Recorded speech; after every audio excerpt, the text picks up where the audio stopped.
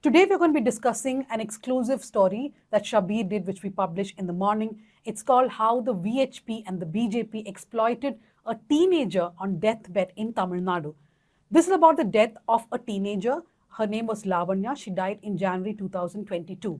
Now, across all states, over the last decades, we have seen how the Sangh Parivar and the BJP pick up a particular issue, they communalize it, they try to create narratives around it. This is perhaps for the first time that an issue was picked up in Tamil Nadu, and the BJP, the VHP, the RSS, the ABVP, everyone came together to communalize the death of Lavanya. After her death, a video was released by the BJP Tamil Nadu president K. Annamalai on his social media handles. In this 47-second video, Lavanya could be seen saying that a nun who was there in her hostel had asked her parents 2 years ago to make her convert to Christianity. The entire narrative was that she had died because the nuns in her school had asked her to be converted. Now, Shabir's story today is a CBI charge sheet on the case, which has found that there was no conversion angle to her death, that the VHP had actually gone inside her hospital room and shot that video. Joining me today to talk about the CBI's findings in the suicide of 17-year-old Lavanya in Tamil Nadu is Sudipta Mondal from Bengaluru and my colleague Shabir Ahmed from Chennai, who did that story for us. I'll straight go to Shabir. Shabir, tell us what your story is all about. So the incident happened in January 2022 when a 12th standard student studying at a Christian institution in Michaelpatti in Thanjavur district, she died by suicide, and her death became a big campaign for the right wing, that they alleged that there was rampant forced conversions in Tamil Nadu. So the CBI investigation has found that there was the allegation of forced conversion could not be established, and the CBI has also given a lot of details about what exactly happened in the hospital, because there were conflicting reports that we were getting in from the state government, from the police, and also from the BJP and VHP sources at that time. But the charge sheet clearly lays out what exactly happened at the hospital. When the girl was on her deathbed, that was when the parents were quite anxious. They wanted to know what exactly the girl told the judicial magistrate when her statement was recorded by Thanjavur Judicial Magistrate 1. And that's when they reached out to one of their friends, and the friends got in touch with Muthuvel, the local VHP leader, and he came to the hospital ward and he saw the girl and he shot the video, the 47-second video that we are talking about. So that is where the girl mentioned something about a nun who approached her parents 2 years ago, saying that whether they are willing to convert her to Christianity and they will take care of her studies and they'll take care of her. So that 47-second video became the campaign material for the right wing, and that's when BJP, VHP, ABVP, and all these right wing groups started this campaign saying there is rampant forced conversions in Tamil Nadu. Shabir, the Shabir, CBI has done a meticulous investigation. 1 minute. Shabir, let me interrupt you there. So for those watching, they may be confused that if there is a 47-second video in which the child has actually said this, then what is wrong? Now, the issue is that perhaps a nun did tell the parents in 2020 that why don't you convert the child to Christianity? But she dies in 2022 for different reasons. And that reason was harassment by another nun in the same hostel who made her do administrative work. So she has told the police multiple times. She told the magistrate. The dying declaration also is there, in which she says very clearly that a nun named Sagaya Mary was responsible for harassing her. She made her do a lot of work in the hostel for which she could not concentrate in her studies, and therefore she wanted to die by suicide. So there is the video that Muthuvel actually shot. If you read Shabir's story, he clearly explains the first video that Muthuvel shoots is a 2-minute and 24-second video in which Lavanya does not make any disclosure about the conversion. She talks about Sagaya Mary. She says that Sagaya Mary harassed me, which is why I chose to die by suicide, or I tried to attempt suicide. And then when Muthuvel does not get what he wants, he actually goes back inside the hospital room, shoots a video again in which perhaps she is made to recount this incident from 2 years ago. You have met Muthuvel, right? When you were in Ariyadur. What were your impressions about this man? The influence that he wielded. I suppose that for me was the biggest standout, and both of you described in great detail how this video was shot. this question actually starts from, this was a medico legal case. There's a girl on her deathbed in that hospital ward, and here a man waltzes in, not once but twice. When first time he comes in, he doesn't get what he wants, and in the longer video, in fact, you've seen all of us have seen the video. He's clearly trying to tutor her and nudge her in a certain direction almost, you know. So this influence, where it came from, you know, I'd filed a story back then, you know, I'd visited Ariyalur and this entire region, Dhanya. Shabir also, of course, I'm sure can tell us more about that. This Trichy, Ariyalur, Thanjavur belt, and how it has seen a series of, up until that point, I don't know what has happened since, but up until that point, there's Muthuvel and his gang. There are 2-3 other people in that group, in the Vishwa Hindu Parishad, very militant, very stormtrooper-like, which means that they would land up on the ground, suddenly catch some pastor somewhere, you know, accuse them of, you know, forcible conversions, or even if that were not to be the case, there was one case where a pastor was preaching on a street corner. These people make him chant Jai Shri Ram and put vermilion on his forehead. You know, now for me, that was a bit of a surprise, that we believe that Tamil Nadu is different, and, you know, on the ground, this level of impunity, Dhanya. But the attack on Christian missionaries is there very much in Tamil Nadu. I want to pick up one point which Sudipta pointed out, Shabir, and quickly come to you. He said how this girl, Lavanya, is admitted in the medical college, and this man simply walks inside the hospital room and he records the video. And he's not the only one, right? There's also a Hindu Munani guy who recorded a video. Yes, Danya, there was some kind of a competition between different right-wing groups, is what I understand. Because when the issue cropped up, when people got to know that a girl has attempted suicide in Thanjavur, that's when the ABVP gets very active.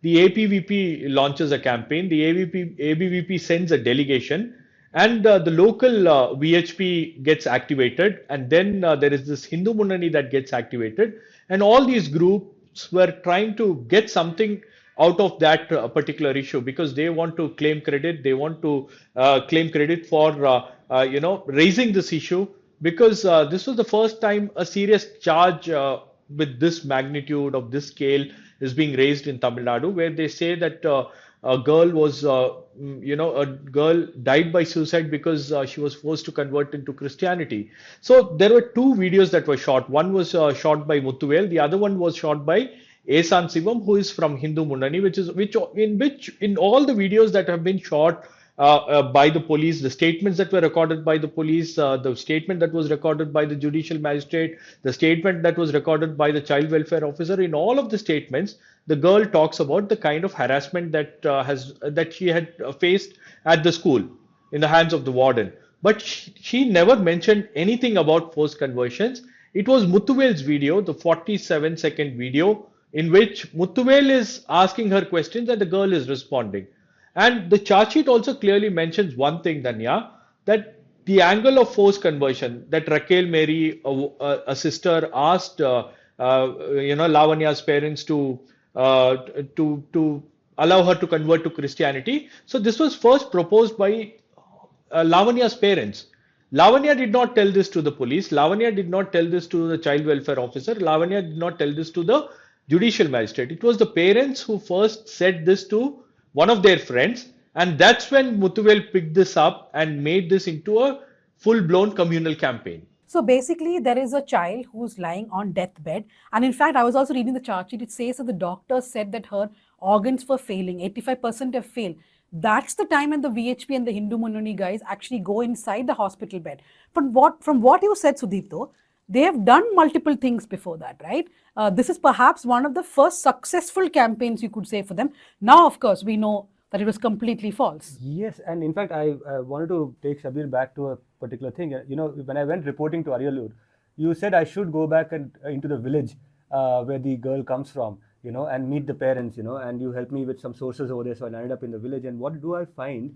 That there is a very how do I put it, very tightly knit Hindutva formation in the village, which is being organized in the name of some Vivekananda Youth Sangha and all of that. So this, you know, Shabir talked about how the parents are the ones who brought up this conversion angle.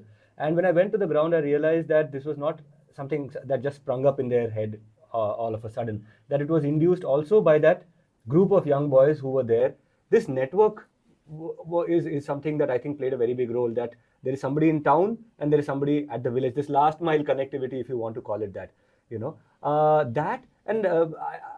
I think it's time now for us to talk also about the role of that one person. See, now there have been many attacks. Why did this attack get that much prominence? Because this time there was an amplifier, there was a fire brand Hindutva voice in the state who had national resonance. Annamalai's role in this entire thing. I didn't guess who it was till he said the name. Okay, yes. Annamalai actually took this up in a big scale, and I really suggest you should go read Shabir's story. And before we go further into this conversation, let me remind everybody watching that the News Minute is an ad-free, sponsor-free platform. That's the reason why we can talk about any government, any entity, any organization, any corporate without fear. But all that is not possible. You can't see me, Sudipto, Shabir in conversation if you as readers do not fund our work. So do become subscribers, do enable our work. The thing I want to ask you, Shabir, is that from what Sudipto was saying, there was a chain, right? Annamalai took it up, but it did not stop with that. In fact, your story talks about how the NCPCR, how the national media took it up, which is also why you will not see a discussion on this on the Hindi and English TV channels. They will never have a discussion, Dhanya, because this, as far as the national media is concerned, forced conversions happened in Tamil Nadu. It's truth. And that's the narrative that the national television channels were peddling at that point in time. In fact, there were debates, multiple debates, day in and day out.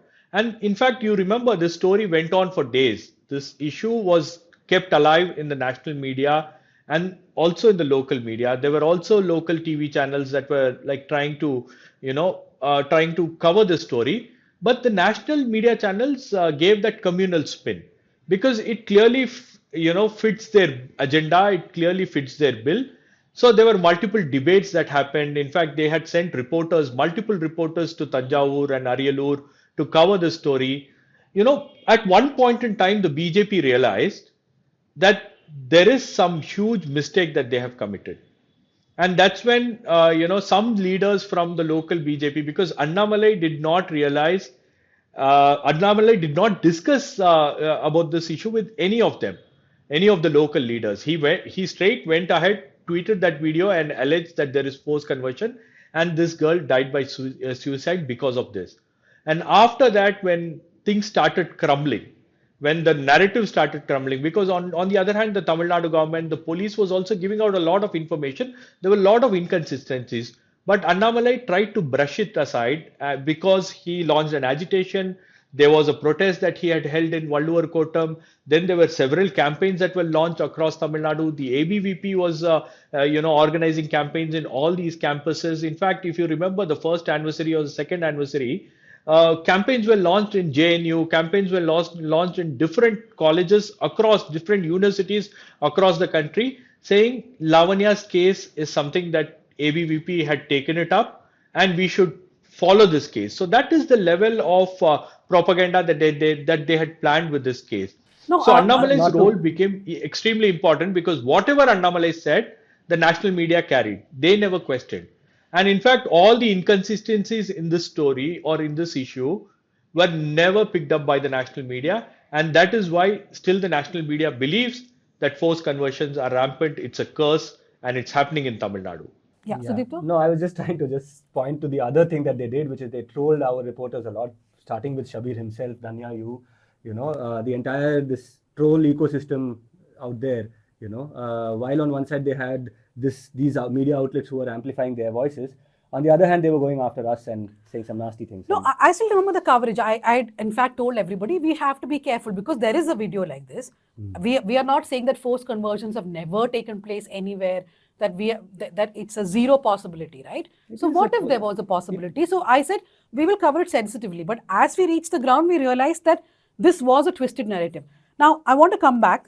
So the CBI, after 2 years of Tamil Nadu teenager Lavanya's death, has found that there was no forced conversion to Christianity. It was because of harassment by a nun in her school that she died by suicide. The BJP and the Sangh Parivar had used this, but I want to come back to what the national media did at that time. When I was a reporter, I remember my editor, most people who know me knows who my editor was.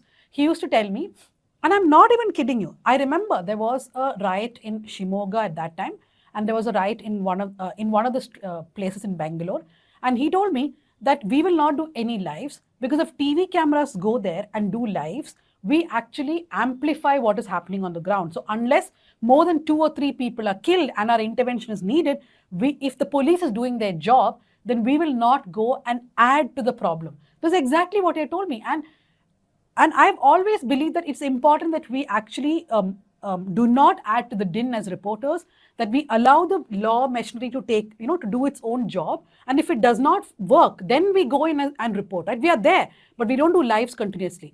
Look at how things have changed. I mean, instead of moderating peace of some sort, the national media is the one which kept saying what is happening. In fact, I was watching some of those clips from 2022 now. Things have gone from bad to worse. Can it really become any more worse?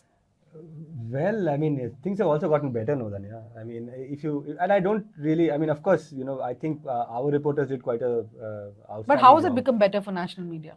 For national media, I think the pressure is created by us. If you see, there is a course correction, at least in the print.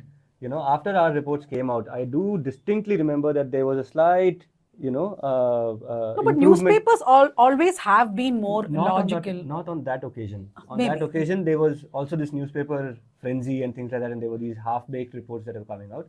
And I think that's where we stand out because, yes, of course, we don't have a reporter in Ariyalur or in Thanjavur or in Trichy. So sometimes our reporters land up a little late. But like they say in Tamil Nadu, late vandalo latest varum, and it is okay to take a little bit of time, and that is what our reporters, not just this one, like, even in Kerala, so many incidents happened, the most recent being the Hema Commission report, and how there was this one step back and how it was reported with depth. No, I mean, I don't share Sudeepto's optimism at all, because let's look at what happened 2-3 days ago in Bengaluru. There's a woman who's killed. Her name is Mahalakshmi. Her body parts are discovered from a fridge in her house. And her husband tells a newspaper that there is a man called Ashraf who is her friend and he suspects her. Nobody asks the police. They run the story saying Ashraf is the suspect. Now, newspapers have run the story, television channels have run the story. Immediately, the right-wing ecosystem has picked it up. They are comparing it to Shraddha Walker's death, and they're saying that, oh, if you have Muslim friends, this is what happened to you. So I really don't think that they have at all changed. Maybe they toned down a bit after the elections. Yeah. Danya, the point is the pattern is the same. They have a same format. It changes from state to state, depends on the issue. So that's how it is. That's how it works. Because in Lavanya's case, I was there on the ground. I went to Ariyalur. I was there in Maikalpatti. I was there in Vadagapalayam, in Lavanya's village, when the BJP delegation walked in. In fact, when I was in Maikalpatti, I spoke to the local BJP leaders. The local BJP leader who is part of the minority Mocha. He is the district president who resides in Maikalpatti. I went and I asked him. I spoke to him and he told me that, there is no case of forced conversions in that school. He has never heard it. He studied in that school. It's a 100-year-old educational institution. He says that it has not happened. It has not happened. This is the first time we are hearing something like this. In fact, people who are living in that village, particularly from the Hindu community, they came forward and they told us that there is no complaint of this sort against the school. So the locals clearly knew what exactly was happening. If you remember the name Maikalpatti, people wanted to go after that. People were tweeting about it. So how did this village in Tamil Nadu, which has temples and all of it, the name of the village has been changed as Maikalpatti. It's a curious case. In fact, the High Court judge himself, mentioned about that in his order. It's a curious case that how come a village in Tamil Nadu has been changed, the name of the village has been changed as Maikalpatti and all of it. So there was a clear pattern. They had everything on their side to create this narrative. They had the media, they had the social media trolls, they had the machinery, the men and machinery to record these videos, to propagate these videos, to carry out their agenda. And then at the end of the day, they come and sit on the road and they say that they are protesting for this. In fact, Annamalai wanted anti-conversion law to be enacted in Tamil Nadu. That's something, of course, we already have in Karnataka, but the Congress government, which came to power saying that we'll repeal it, did not do it. That's another problem. So I just want to quickly tell everyone, do go read the story. It's on the main page of the News Minute. One thing which Shabir said now, which I remembered as part of the story, is that the CBI actually went beyond their call, I think. They looked at the transfer certificates of the students from 2010 of this school, which is almost 22 years of transfer certificates. And then they said that nobody has converted. In that, not even a single student. Yeah. And this school has around 65% of Hindus and I think 30% of Christians. Yes. Conspiracy theory. Okay, now this is the CBI, the agency which the courts have often described as the caged parrot. And how can the News Minute, which normally does not believe the CBI this time? I have a conspiracy theory, that's why. Okay, which is that, see, the BJP and the way it's mobilizing in Tamil Nadu also shows very strong trends towards mobilizing Christians, right? On one side, so, and this is again conspiracy theory, so therefore it's not fully formed. But if you look at this Muthuvel character's own journey, he's a person who's a kind of a part apart, in the sense that some of his activities in the past have landed him in jail. Back then he was in the BJP. Because of that attack or whatever that he was involved in, he gets sacked from the BJP and then he becomes part of the VHP. Now, the BJP's mobilization, if you see, has many prominent Christian characters from that region. And that for me is surprising. And therefore, I feel that, there is some, on one side, of course, there is this militancy towards Christians and Christian conversions and all of that is an issue. But on the other side, the BJP is also playing this kind of politics where they're trying to get the Christian vote against the I don't know. I would not subscribe to the conspiracy theory for one simple thing, because the Christian population is not going to easily forget or forgive what the BJP did simply because the CBI said so, right? You have subjected them to this much of scrutiny in the last 2 years. In fact, the CBI report becomes a weapon for the Christians to now tell the BJP boss, you can't play this politics with us anymore. Yes and no, because the Christian leadership, the church leadership, see Harita's story, if you remember about this Chris Sanghis and things like that, the network of the Christian church and its network of influence goes right up to the top, So that is just something I'm putting out there. That is not but to say that... I would like to maintain that's still a very Kerala phenomenon where you have the Syrian the word he used, Chris Sanghis. That's another story you should read. These are Christians who identify themselves as Sanghis. It's not a term that we made. They call themselves Chris Sanghis and their profiles will say that. So my colleague Harita John from Kerala had this long story about Chris Sanghis. Yes. Just the point that the Catholic establishment in India is led by people from certain caste backgrounds from a certain region, which is you're looking at the Konkan coast, the Malabar coast, so these are the two places. So you'll find Syrians, Mangaloreans, Goans in the leadership of the church, and these are people who have traditionally been very, very bipartisan on the question of Hindutva. In Mangalore, where I was posted, I often saw the church leaders, not allying, but standing alongside the Sangh in opposition to the Muslims, So therefore, I'm just putting that out there. I don't know if it's connected directly to this story, but I'm very surprised that the CBI actually did its job, because it only goes to vindicate what we had already done. What it has found is something we had already reported. So I want to wrap this up. To everyone watching the discussion, remember, most of the newspapers did break the story a week ago that the CBI found that there was no conversion angle. But Shabir felt that it's not enough that we close the story with one line, right? That the CBI found this.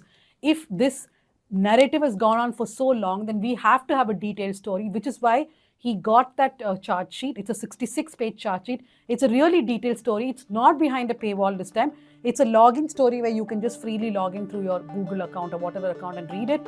So do that. Thank you, Shabir, for that story. And to everybody watching, again, become subscribers. That's the only way that we can do our journalism without fear or without favor. Thank you.